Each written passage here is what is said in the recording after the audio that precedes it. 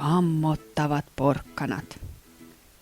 Jasperi Pupu tykkäsi tosi paljon porkkanoista, ja porkkanat, jotka kasvoivat Kräkkenhopperin kentällä, olivat parhaita.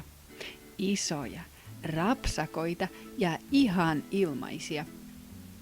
Hän veti muutaman aamulla välipalaksi matkalla kouluun. Hän kiskaisi muutaman matkalla harrastukseen. Hän repisi niitä maasta, kun hän illalla oli menossa kotiin. Jasperi ei millään saanut tarpeeksi porkkanoista, kunnes ne rupesivat seuraamaan häntä. Ensin hän huomasi jotain merkillistä yhden pelin jälkeen. Juuri kun hän oli repimässä itselleen voittovälipalan maasta, hän kuuli sen pehmeän, synkän tunku, tunku, tunku, porkkanoiden hiipinän. Hän kääntyi ympäri, mutta siellä ei ollut mitään. He, se on mielikuvitustani, hän ajatteli, mutta lähti hyppimään vähän nopeammin. Siinä iltana, kun hän harjasi hampaita, siellä ne taas oli. Jasperi kääntyi ympäri, mutta ei ollut mitään. Hän nauroi itselleen, nosti hammasharjan lattialta ja lähti sänkyyn nopeasti. Seuraavana aamuna hän lähestyi Kräkkenhopperin kenttä hitaasti. Hän tavoitti pari villeä porkkana. Ei mitään tapahtunut. Hän puraisi yhden. Ei mitään tapahtunut. He, kammottavat porkkanat. Se on naurettava.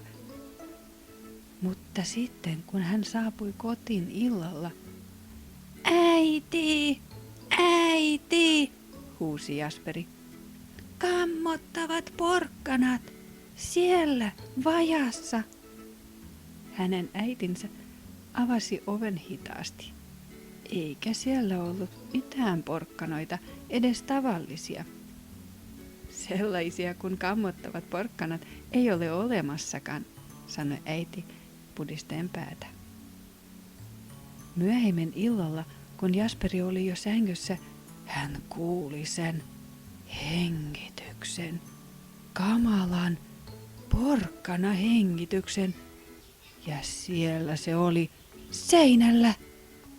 Kammottavat porkkanat, hän huusi. Isä, isä! Hänen isänsä ryntäsi makuuhuoneeseen ja pisti valot päälle. He etsivät sängyn alla, mutta ei ollut kammottavia porkkanoita. He etsivät komerosta, mutta ei ollut kammottavia porkkanoita. He avasivat kaikki laatikot, mutta ei ollut kammottavia porkkanoita. Se oli vain paha unta, poika, sanoi hänen isänsä ja pudisteli päätä. Yritä nyt vaan nukkua. Mutta se oli vaikea toteuttaa. Seuraavalla viikolla Jasperi oli nähnyt kammottavia porkkanoita kaikkialla.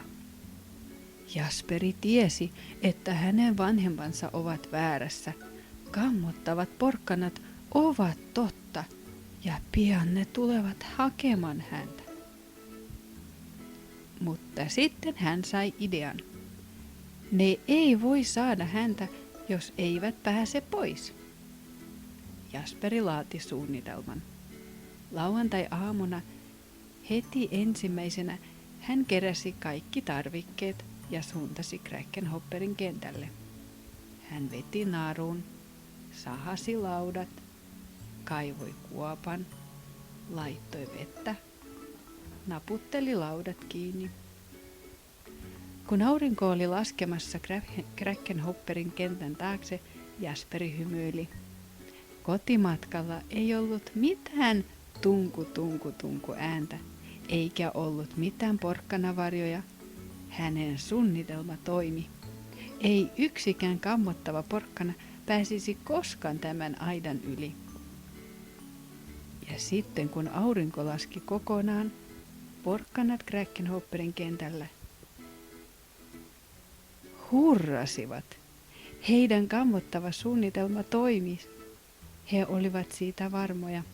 Jasperi ei enää ikinä pääsisi tänne porkkana pellolle. Loppu.